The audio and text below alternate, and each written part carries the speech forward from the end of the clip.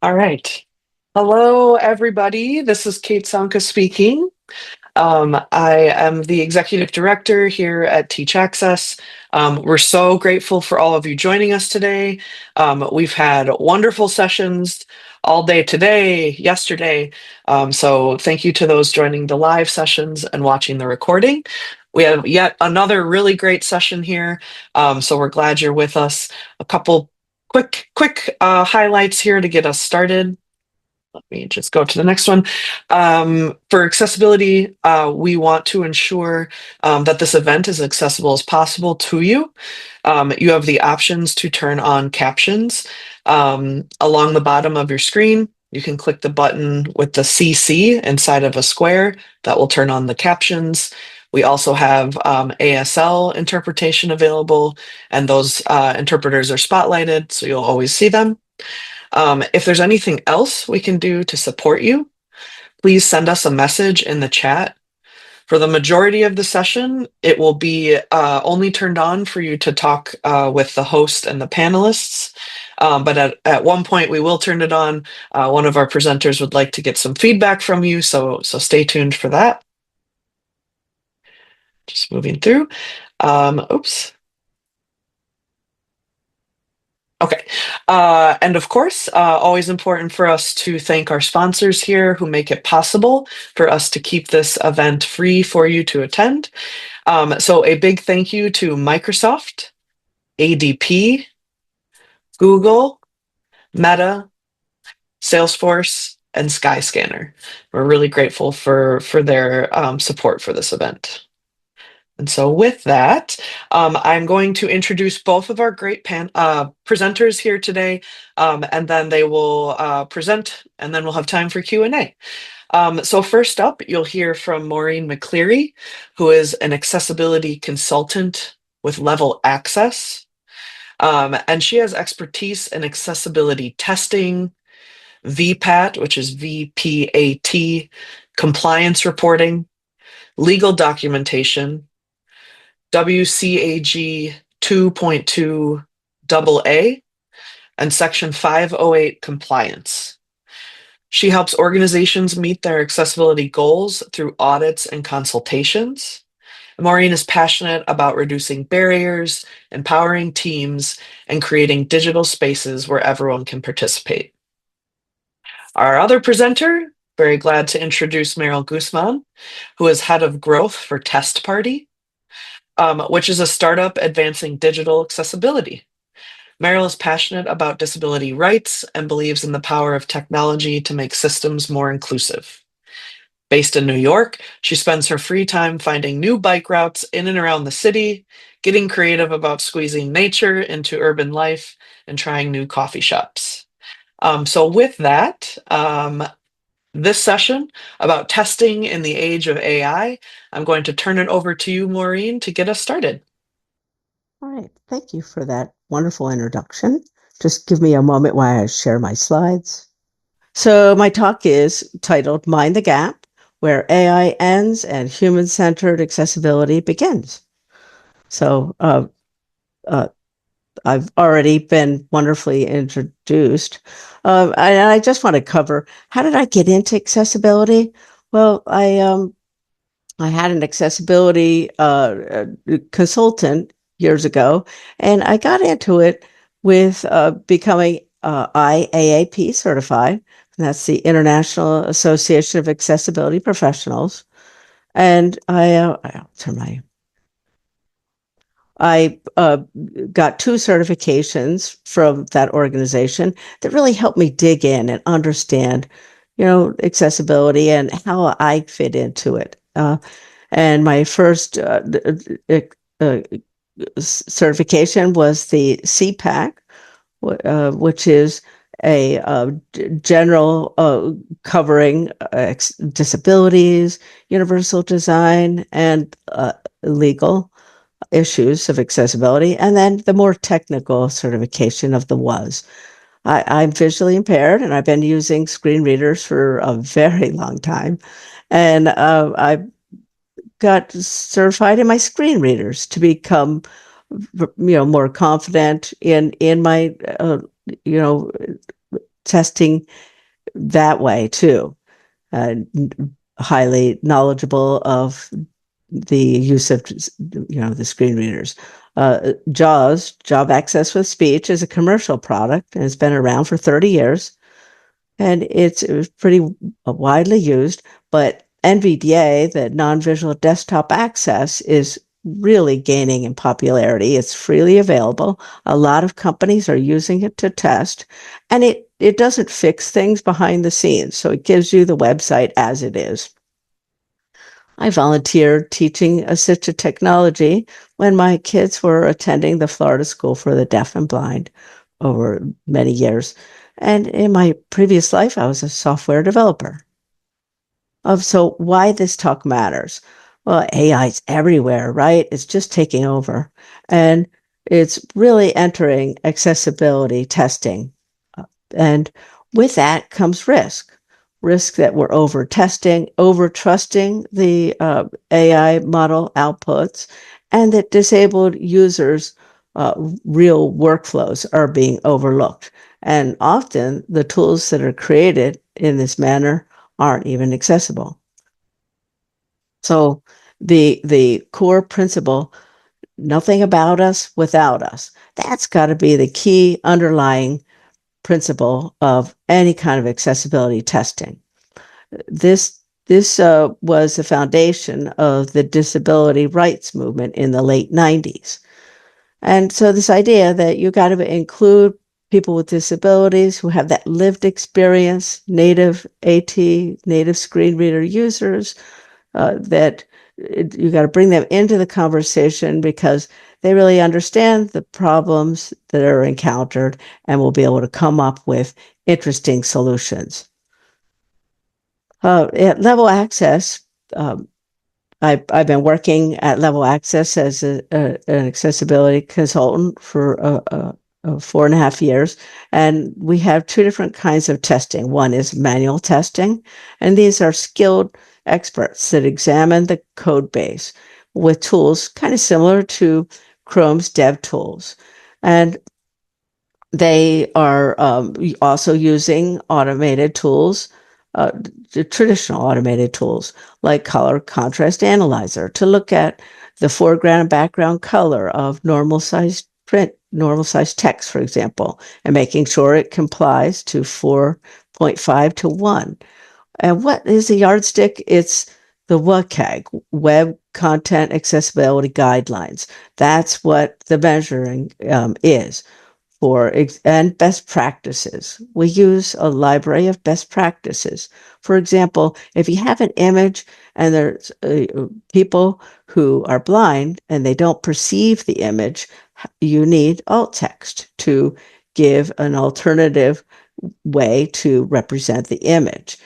Does the alt text convey its purpose and meaning? What is AI doing for this kind of testing? Well, at Level Access, we have Test Accelerator, and it's a tool that we're recently coming online with, and it's been trained by subject matter experts using machine learning. So the AI will surface an issue, and the tester has to review it, review the code, be very familiar with the WCAG requirements and decide if it is a real issue or not. If it is a valid issue, then AI can be leveraged to identify numerous patterns of that same issue. We can also we're also using AI now to make accessibility compliance reports is really what VPATs are templates for clients. And they are necessary if you want to really do business, especially with the government and local and state. So this tool can reduce the number of hours it takes to author a compliance report, and it can give clients a sneak preview into, are we ready yet? This is a financial investment to create this report, or do we want to just spend a little more time remediating and then commit to this? So that it's going to be a time savings there too. Well, a financial savings, because why do that, um, create that report if you're just not ready yet?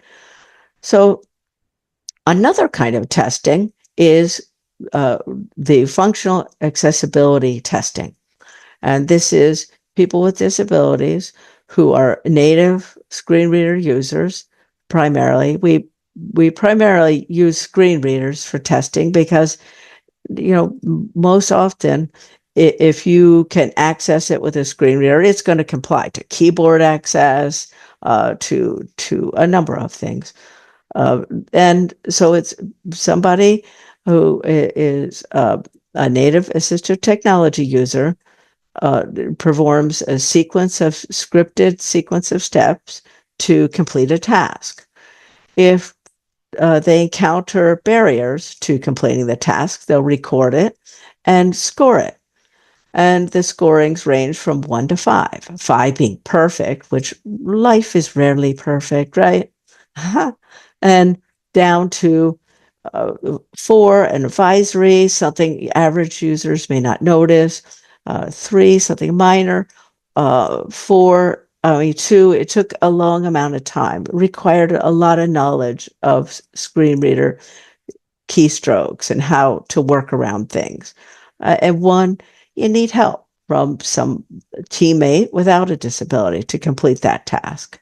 So this really highlights legal risk, helps clients with this powerful storytelling really understand what accessibility barriers mean to real people and why it matters. AI is helping in this area as well. We've got Copilot that you can upload screenshots. For example, if the color red is used to indicate an error and a blind person using a screen reader isn't picking that up, then Copilot can be used for that. We also have JAWS, the commercial screen reader, has Picture Smart, and it has a similar function that also will identify a screen or just a control, a button, if it's unlabeled. And perhaps activating a bunch of unlabeled buttons may not be the best course of action.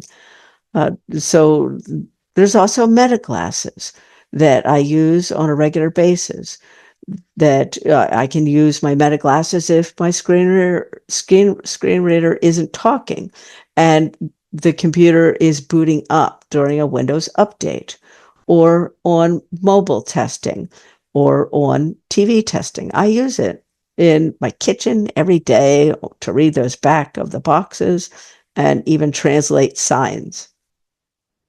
Wonderfully helpful. So here's a quick slide on statistics, things that we should feel comfortable relying on AI, and things that we really should question. Color contrast, as long as a background isn't complicated. Forms, it can tell us if the form label is present, but a human is needed still to know if it is accurate. Medium level accuracy, 60 to 90%, keyboard access. But that if it's a custom control, then a native screen reader user or a human tester is required to know, does this custom control, can you interact with it as expected? Headings, do they describe the purpose? That requires a human. But if it is a heading or an implied heading, that means if you have large text and it's trying to look like a heading, that AI can pick up. Not so good is meaningful alt text, for example. Humans are needed still to figure out, does this alt text really convey what this image is all about? And then timeouts, like say if I was testing purchasing a pass for a particular client on a website, and I didn't have enough time before it timed out and made me start the whole process over again. Things like that can be real painful, real big pain points. All right, I just have a couple links here that when we share out this deck, if you're interested in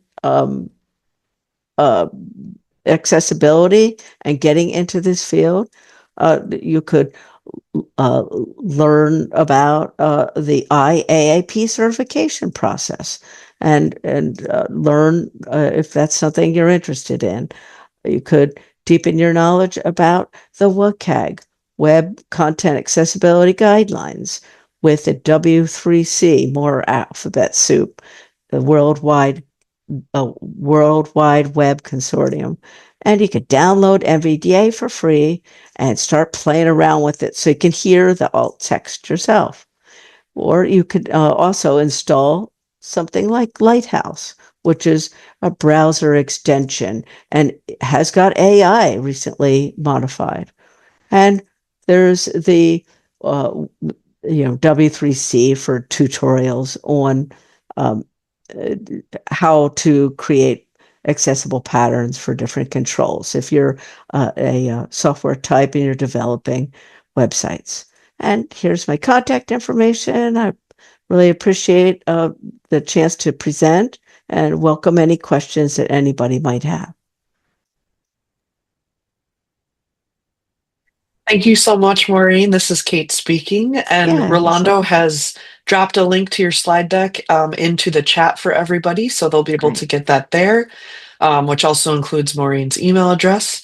So thank you for that.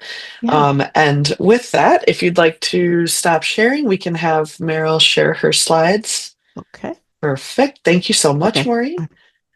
Great. Well, and if you have questions, folks, while Merrill's getting set up, please feel free to put those into the chat, into the Q&A box, and we'll get to those at the end. But Merrell, you all good to go? Yes, good to go. All right. This is Merrell speaking, and Maureen, thank you so much for such a great presentation. I feel lucky to be a panelist alongside you because I think our kind of roles and presentations are very complementary of each other, and I learned a lot. So thank you so much for taking the time.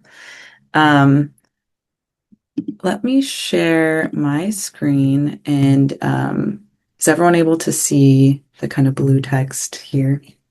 Yes, this is Kate. We can see it. Great. Okay, thank you. So Maureen did a really great job teeing up kind of and talking and sharing her expertise on manual testing and some of the forefront of things that Level Access is doing around automated testing. I really want to focus on how we make the business case for testing to different businesses, how we actually get them to, put money behind this kind of testing. So roadmap here of what I'm going to talk through is, one second, sorry. So I want to give a little bit of introduction in myself and share more about TestParty, what we do. Maureen honestly did such an excellent job going through automated and manual testing. I'll just touch briefly on those and really spend the majority of my presentation talking about the real world context and in particular in the e-commerce space, how we work with organizations at TestParty to implement some of this accessibility testing and remediation on their sites. So a little bit about me, just so you have that context. I went to Stanford, graduated in 2020, lived in the Bay Area in San Francisco for a long time, recently moved to New York. I am a big kind of movies, books person. I'm always like logging everything on Letterboxd and Goodreads, and a huge AMC A-lister as well. So I try to, see those 2 movies a month to make that all worth it. But that's just a little bit of context on who I am. Even more relevant for this conversation is, what is TestParty? What do we do? We are actually an early stage, seed stage startup. We've been around for 2.5 years. At that time, the co-founders raised $4 million in fundraising. And so we're VC backed. We've been, subsisting off that money since then. And it's been a really exciting time to be at this company. I believe I was employee number 5 of 8 now full time. And so it's, dynamic startup environment, and would love to chat about that more with anyone after the fact or during the Q&A, if that's something interesting to you all, or if you're thinking of going down that startup route. And our kind of area of expertise and what we've been working on is that automated testing piece using AI, and then particularly for e-commerce sites. So that's what I'll be spending the majority of time talking about. I also wanted to just share a little bit about my role and what it even means to be a head of growth. I was thinking back to when I was in college, and there's just so many jobs that I didn't even know existed. So, at a high level, what this can mean so many different things depending on the organization. But at such a small company like TestParty, actually the majority of the company is engineers. And so it's myself and the CEO that are more the business side of the company. And so what that means varies a lot at a day to day. But a big part of this is sales. Like, how do we get in front of people and convince them that that accessibility is important and that they should prioritize it on their site? And how do we actually get in front of those people? Sometimes that's conferences, email outreach, so many different ways. Marketing is a big part of this role as well. Like, how do we have those kind of viral LinkedIn moments or blog posts that can help educate people? A big part of my role is also customer success. So when someone does become a customer, what does the onboarding look like for us to apply our tools on their website? And then how do we kind of constantly stay in contact with them so that we can learn their pain points and make our product continuously better? And then so many kind of miscellaneous things that come up in the day to day, like making workflows more efficient with AI, or even like planning dinners for potential customers. Like, it's really no 2 days are alike. And so cannot recommend enough working at a startup and having that experience. All right. So at a really high level, there's kind of the automated and manual testing side of accessibility testing and remediation. And automation can only go so far. The manual piece is always critical as well, and ensuring like full accessibility of an e-commerce site and any kind of digital presence as a whole. I have one quick slide on some of the top 5 issues that we see, particularly on the e-commerce side. Maureen touched on a lot of these, like color contrast, missing alt text, buttons that don't have the right labels. These are issues that we are seeing constantly on websites, and trying to kind of push the forefront of AI in terms of solving, but of course, always having that manual component as well. I won't go into too much detail on this slide. And as I mentioned, I'll focus specifically on e-commerce for the kind of second half of this presentation, because that's where we've focused as a company at TestParty.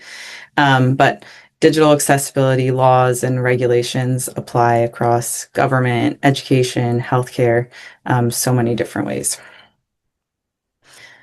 So this is where I actually want to pose a question to the group and ask everyone, and if you would like to participate, or I encourage you to message in the chat. But think about your favorite place to shop online. Like, what is your favorite product, whether that's clothing, skincare, food, fun things you like to buy for your dog. What's your favorite place to shop? Gonna look at chat and see. 1 second. Okay. Sorry, I'm having a little trouble with my mouse. I don't know why. This is Kate. Do you want me to read out what's in That the would be chat? Is great. that Thank helpful? you. Sure. Yes. Yeah, of course. Okay, so all right. Some answers coming in here. We have Chewy, Limited Run Games, Amazon, Sephora, Etsy, Zara. Let's see what else. Kind of all over the place, huh? Okay, I love it. Yeah, those are all great brands that I love too. Amazon. Some that I was thinking, like Liquid Death is a fun one. I love like Vita Coco, if anyone's heard of that. I love coconut water, so I'm always kind of stocking up on that. So many fun products and online places. I was asking my sister, she's a bit younger than me, much more Gen Z than I am, and she was saying like Skims is a big one or peelers. So many cool brands. There's a couple Um, more if you want to hear them just before we move okay, on. We've got Michael's, Crafts, Study Hands, and another vote for Zara. So there love you it. go. Love it. Everyone has good taste in this meeting room. All right. And I think I'm still sharing my screen. So next question that I have for the group is think of that favorite brand. How would you convince them to spend money on accessibility testing and remediation? Like if you got to have a meeting with the CEO or the head of growth or their e-commerce director, what would you say to them to say, you should allocate some of your budget to accessibility?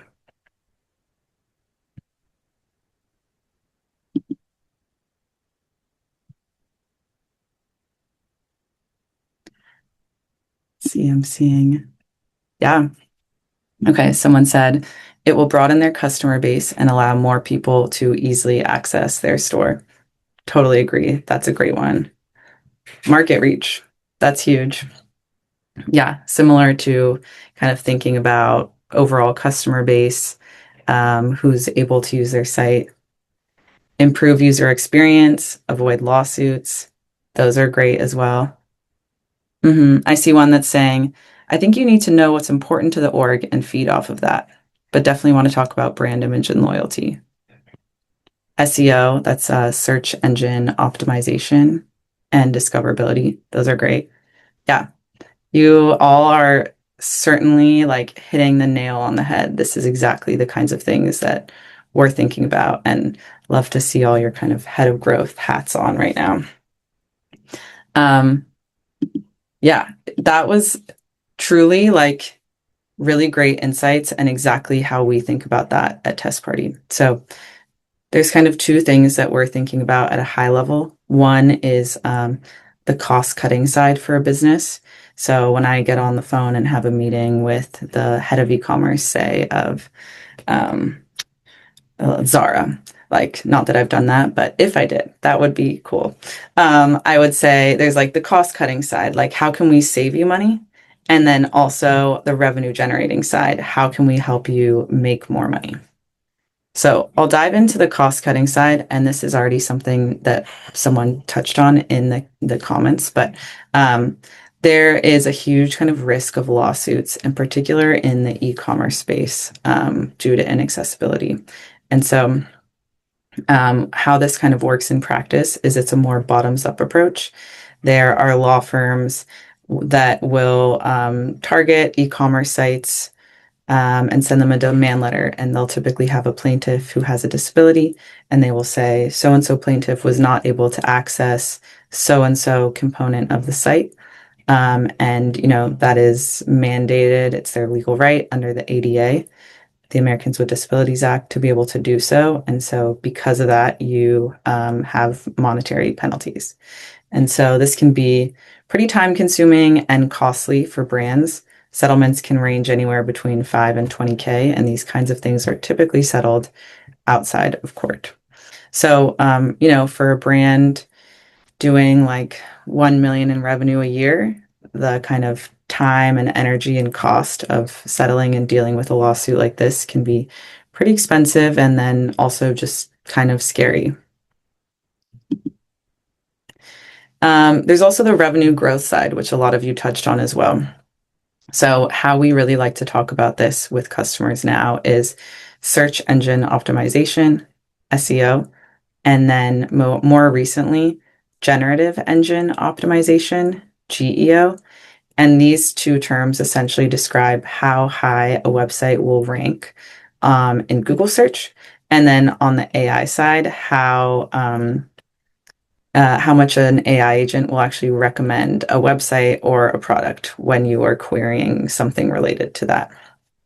And this is huge, right? In a competitive brand landscape, there's brands are fighting with each other for market share, fighting with all the different ways that consumers can spend their money. So showing up in the digital world is a huge way that they grow their businesses. So this is also highly compelling for them. A lot of times what we will cite is a study that was run by SEMrush, and they found that accessible websites drive around 23% more traffic than a non-accessible site. So we actually have like a return on investment or ROI calculator that I'll pull up in customer meetings and say, like, tell me your revenue, tell me some of your costs, tell me how many visitors are coming onto your site. And we'll actually kind of work through some of that math to estimate the ROI for these businesses. And then, of course, also, this was touched on as well, like having a wider customer base and audience reach. Around 1 in 5 people in the US have a disability. And of course, not every single one of these people are impacted by the same kind of digital experiences, but reaching even a portion of those customers and then their families who are also, highly loyal buyers to a brand prioritizing accessibility is another huge revenue lift. So that is it from me. Thank you all for your time and excited to answer some Q&A.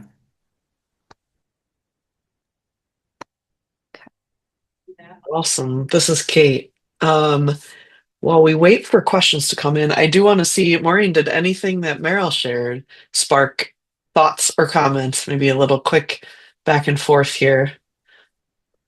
I just want to recognize that I found one of your company's sites when I was, building up my statistics information. So bravo, Love that. uh, Who was it, Maureen? what's that? What brand or what site was it that Oh, you? it was a test party talking Oh, about the AI statistics.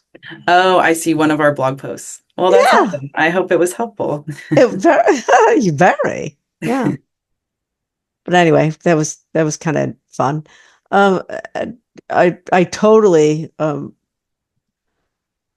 relate to the barriers that are encountered. A lot of times disabled people just want to spend money and get that purchase, and if they can uh, be successful with a particular company, like Walmart.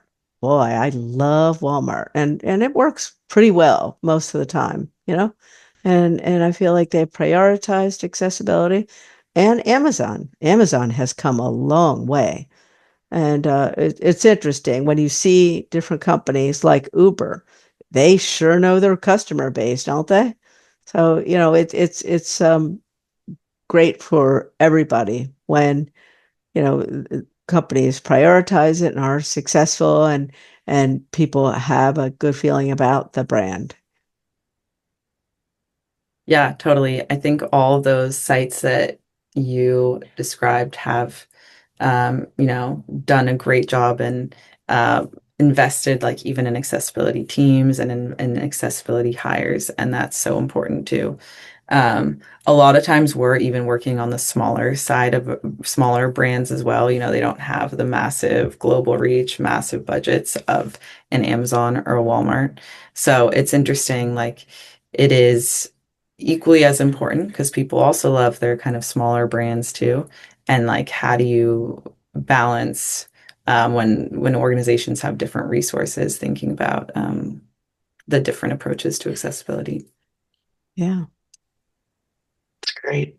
This is Kate. We do have a question that has come in. It might be first for Merrill, but Maureen, feel free to jump in as well. Someone asks, how do you balance accessibility improvements with the limited startup resources?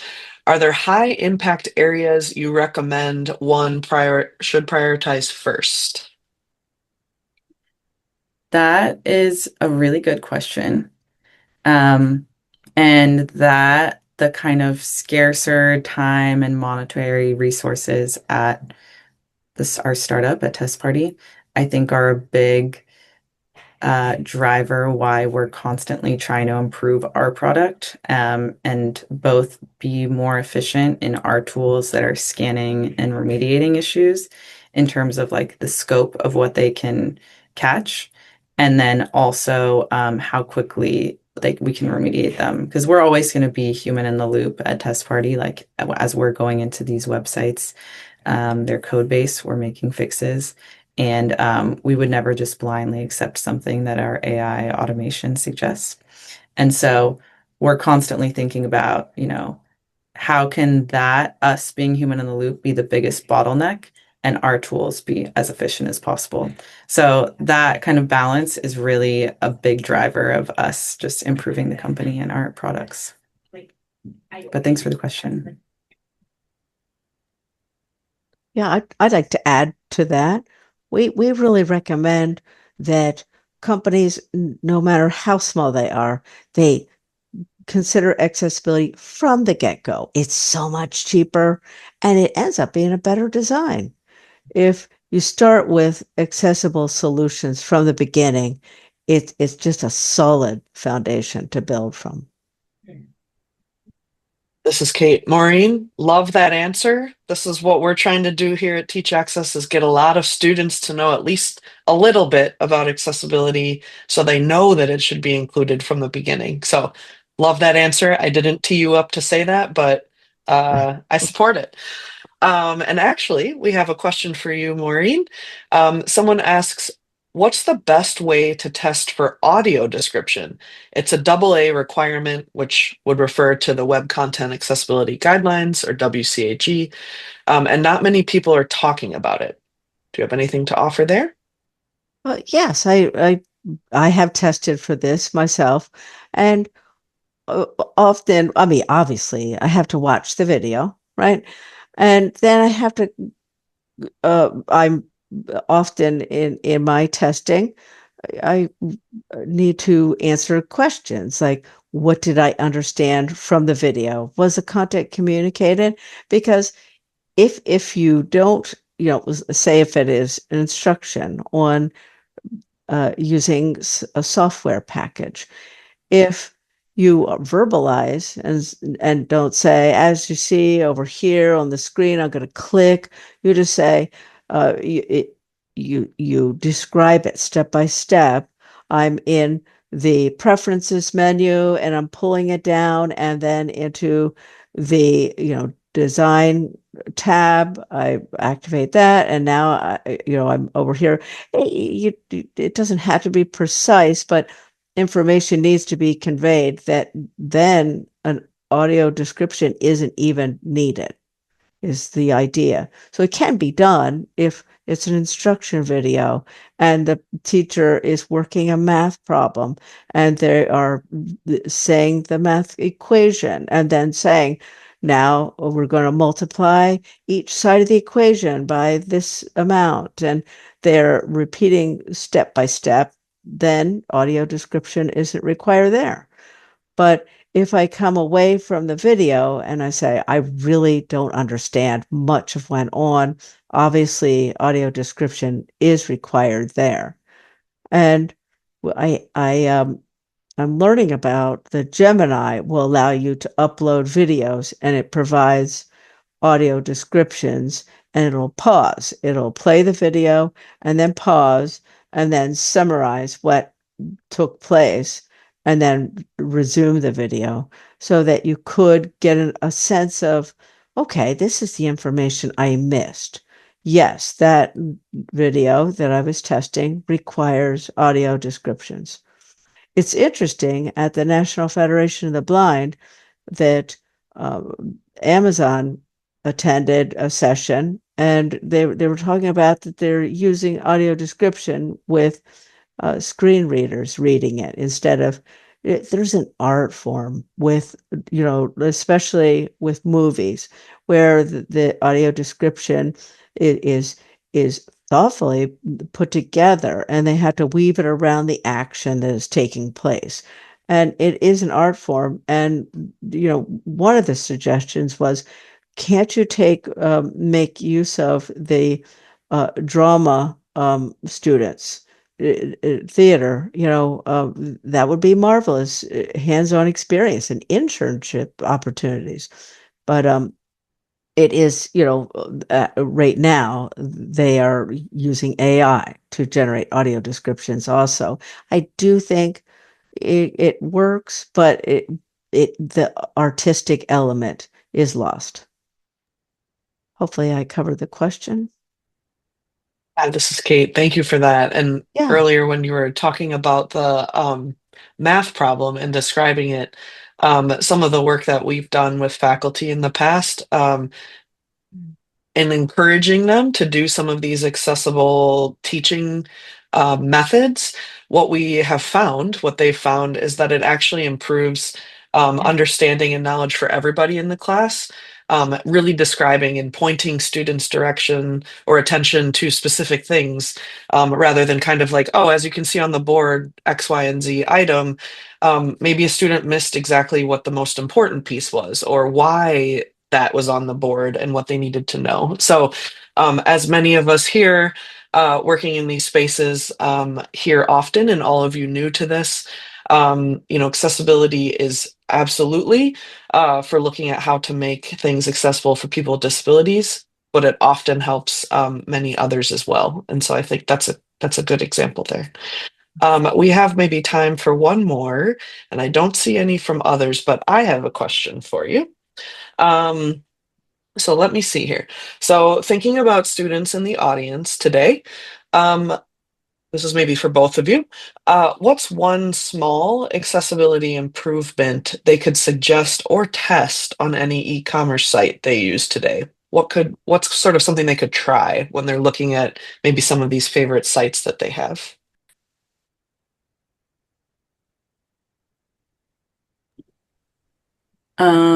I can jump in first. This is Merrell. That's a really good question. I think the most low-hanging fruit thing that I would say is like just check if your favorite brand has an accessibility statement on the footer of their site.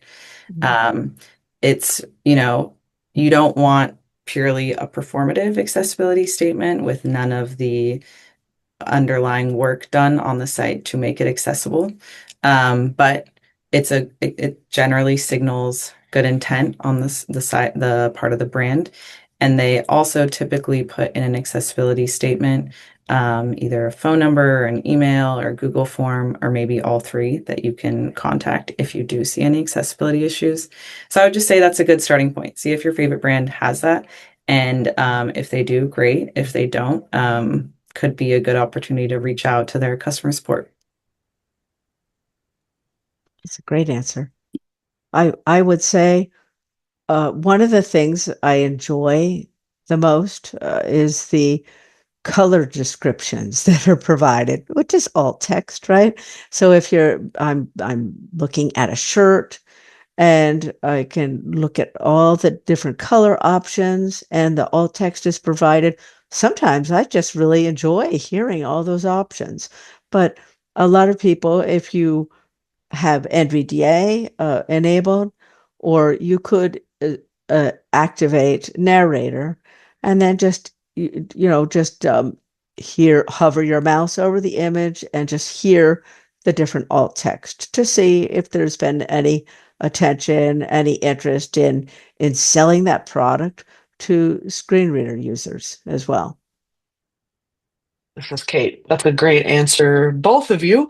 And actually, Maureen, there was a really good session yesterday from Caroline from Scribely, who was talking about alt text and how to inspect for alt text. So that was a great tie into that content from yesterday. That's great. We're at time. I want to thank you so much, both of you, for joining us today and talking about testing, an important aspect of this work.